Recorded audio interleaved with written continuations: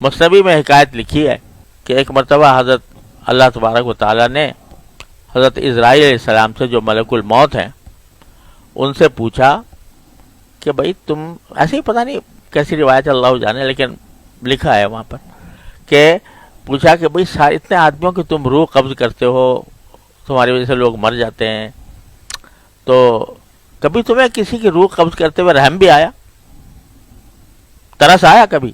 تو حضرت اسرائیل علیہ السلام نے جواب دیا کہ جی ہاں 2 مرتبہ آیا۔ کہا کس پر؟ کہا کہ جی ایک کشتی جا رہی تھی، جہاز جا رہا تھا، طوفان آ گیا، اور طوفان کے اندر کشتی، وہ جو ڈوبنے لگی کشتی، تو جو بچنے والے تھے کسی طرح انہوں نے پناہ لی، کسی تختے پر، کسی نے کسی طرح۔ تو ایک عورت تھی، اس کا حاملہ تھی، اس نے بھی ایک تختے پہ پناہ لے لی، تختہ بہتا جا رہا تھا سمندر پہ۔ تو عین اس وقت اس کے ہاں بچے کی ولادت ہوئی،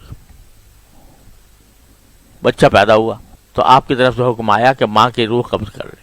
تو مجھے اس بچے پہ رحم آیا کہ اب یہ بھی تو اس دنیا میں آیا ہے، ماں اس کی تھی اور اس کو بھی، ماں بھی چلی گئی، کوئی اس کا دیکھ بھال کرنے والا نہیں، اس بچے کا پلے گا کیسے؟ اس وقت رحم آیا۔ تو اللہ تعالیٰ نے پوچھا کہ اچھا پھر دوسرا کون تھا جس پر رحم آیا؟ کہنے لگے جی ایک بادشاہ تھا شداد، اور اس نے ایک جنت بنوائی تھی، اور یہ کہا تھا کہ اتنا زبردست جنت بناؤ کہ دنیا میں ایسی کوئی مثال نہ ہو اس کی، اور یہ قسم کھائی تھی کہ جب تک وہ بن کے تیار نہیں ہو جائے گی میں اندر نہیں جاؤں گا، دیکھوں گا نہیں۔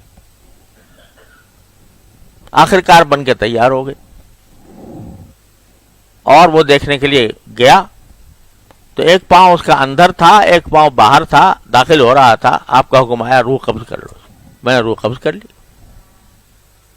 تو اس وقت رحم آیا کہ کم از کم اتنی اسے محنت کی تھی، اتنا پیسہ لگایا تھا، اتنی اس کی آرزو تھی، کم از کم ایک مرتبہ دیکھ ہی لیتا، پھر مر جاتا۔ تو بس روایت میں یہ ہے کہ اللہ تبارک و تعالیٰ نے فرمایا کہ تم نے ایک ہی آدمی پر 2 مرتبہ رحم کھایا، تم نے ایک ہی آدمی پر 2 مرتبہ رحم کھایا۔ کیا مطلب؟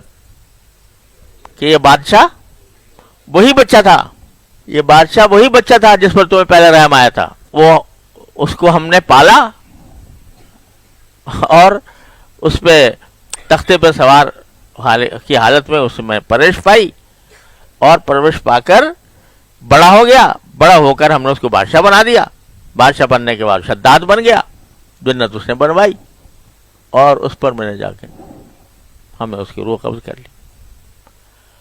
تو کون جانے پروردگار کے بھید، کون جانے؟